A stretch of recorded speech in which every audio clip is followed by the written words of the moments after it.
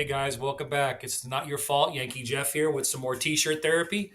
So, going to talk a quick tonight about a couple different topic. I've want to kind of keep bringing back up to the surface again because again, we have to kind of keep these steps or these processes in our mind that are fresh. But before we get into that, please like and subscribe and notification bell. Why do you have to leave a subscribe every time? Very good reason for that. The whole idea with YouTube is the whole point I started this channel was is to try and get this information out to as many people as we possibly can. Well, YouTube is not going to push this content out to anyone because my numbers are down here.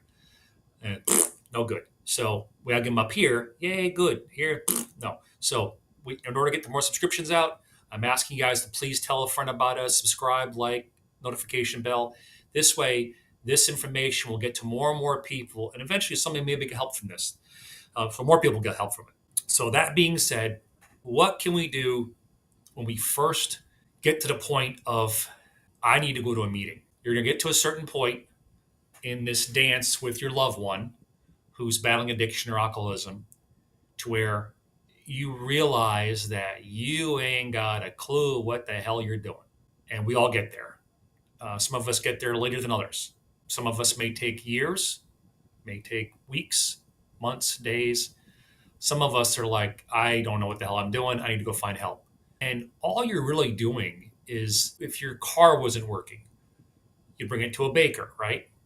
No, you bring it to a mechanic. If your lawn needed some fertilizer, you wouldn't go to a billiard hall or a bowling alley. You'd find a landscaper. Whenever you find a self-help group like AA, NA, Al-Anon, Pathways to Recovery, all these different groups that are out there, and there's thousands. And if you can't find one, you're not looking hard enough. When you finally get to the point, for instance, like me as an enabler and a codependent, I got to the point where I realized that I couldn't fix this. I couldn't fix the problem. And as a man, not just a parent, but as a man, to realize that you don't have the capability of making this right, it's a gut punch.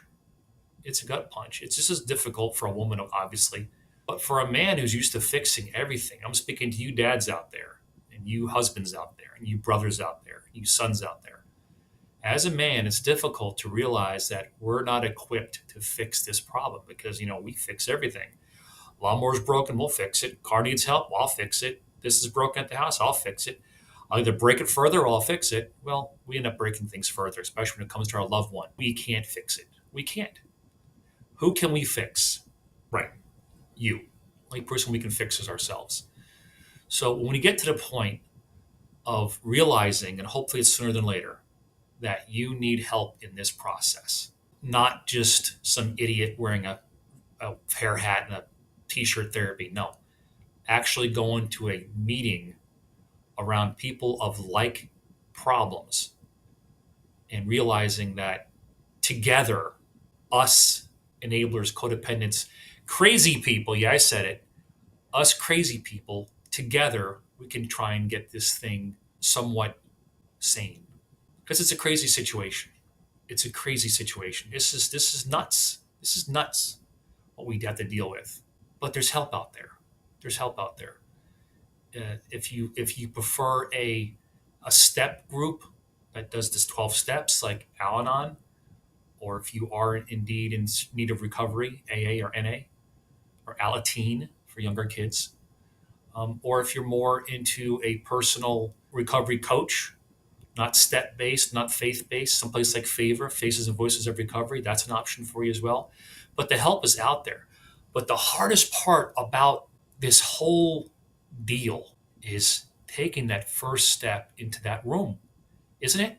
The hardest part is to take that step into that room for the first time and going, I don't know what I got myself into. Are they going to try and sell me Amway or aluminum siding or something like that, or life insurance? No. Well, in a way, yeah. The life insurance they're going to try and convince you of is right inside you. You have the insurance inside you to make your life better. But stepping out of that car in that parking lot of that church or that hall or wherever you're going to go for the first time, it's intimidating. It's scary. But you're at a point in your life where it's What do I got to lose? For all those people that aren't quite there yet, ready to take that step into that room, let me give you a little piece of advice. I know we're not supposed to give advice, but it's my channel. Little piece of advice. Go with an open mind. And don't go into those rooms with a notebook, a pad and paper, and go, okay, now let's see.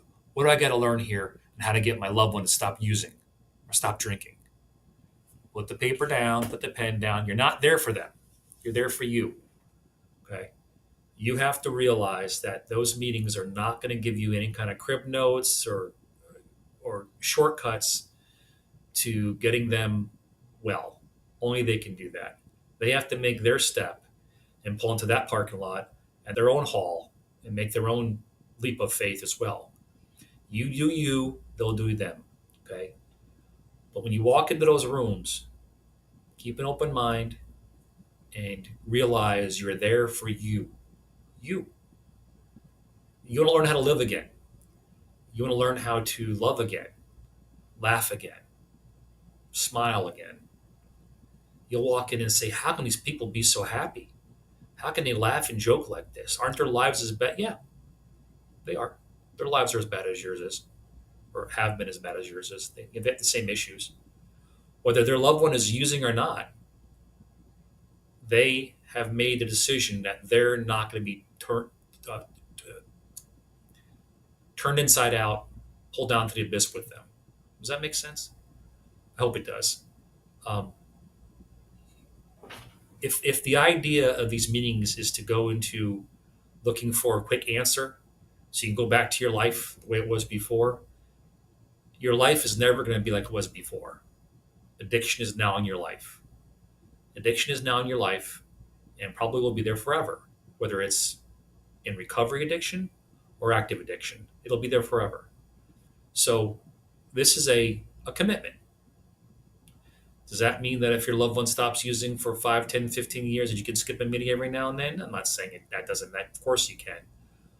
What I'm saying is that they have to keep on taking their medicine or they'll eventually get sick again. Same with you. If you don't keep on taking your medicine, you keep on taking your medication, which is your meetings, your steps, your program, your sponsor, your sponsee, your higher power. If you don't keep working these steps or taking your medicine, you'll get sick again. It's true. It's true. If you stop going to meetings, stop working your program, stop working your steps, you're going to backslide. They can backslide, and so can you. You'll react to things wrong. You'll react to things irrationally. You'll react to a situation incorrectly and only make matters worse. And we as enablers and codependents are awesome at doing that. We are the best at making things worse, aren't we? I'm sure we are. If you're being honest with yourself, you are. The reason why you're walking into that meeting, the reason why you're listening to this idiot talk about recovery with this ridiculous wig on his head and these t-shirts is because I'm trying to get your attention. You're at the point in your life where you can't do it no more. You can't do it. It hasn't worked so far. You need help. Asking for help when you need help is not a sign of weakness. It is a sign of courage, strength, and intelligence. Not asking for help when you need help is a sign of being an idiot. Right? Come on. If you need help, ask for it. You need help getting up, what's the first thing you do? Put your hand out. Well, get out of your own head, take a deep breath, set some boundaries, and put your hand out and ask for help. Ask for a hand up. You'll get it. There's not a person at those meetings that's been coming for more than 3 or 4 weeks that won't give you a hand up. That's the truth. It's what we do. It's what we do. We try and help people up and keep them up. Does that make sense? Good. Glad. Short video tonight. Wanted to kind of touch on a couple different things I haven't talked about in a while. I'm going to start getting back to some basics again. I am breaking down and buying a new computer because I can't record at home as much as I'd like to because this is too spotty. The computer I got at home, I think it was, first they invented the cotton gin. I think it was in 1873, something like that. and then they invented my computer. So that's how old it is. So it's amazing. It's got little hamster inside of it, and it's something special. So we're going to try and upgrade that so I can do some recordings at home and try and get some more information out, some content out to people who need it, like I do. I do. No matter how long my loved one has been in recovery, I am a fool if I don't think that I can't learn something every day. Anyone that thinks they can't learn something new every day is a fool. That's the truth. So take that with a grain of salt or take it with a whole salt mine. Take it. All right? Like, subscribe, content, bell, notifications. Get the content where? Not here. No, go here, right? That's where you need to be. So that's what we're going to try and do, get more content to people that need it. So with that said, keep coming back. It works if you work it. Let it begin with who? You. Right. Let it begin with you. Let it begin with you. Let's start with you. And by all means, say a prayer for the prayerless, for the people. No one says a prayer for anyone in this world who doesn't get prayed for. That's the saddest thing of all. So say a prayer for the prayerless. You don't even know their names. Say a prayer for the prayerless. People that need our help. Okay? Have a great evening. God bless all of you. And thank you for being patient with me. Like I said, I'm trying to get these things down to where they're a little bit more palatable. People are clicking in, clicking out, and that's no good. So the longer I can keep people engaged, the better it is for the content, the channel. So again, God bless you. Have a good evening, and we'll see you on the next one because I'm going to keep on coming back because it does work if we work it.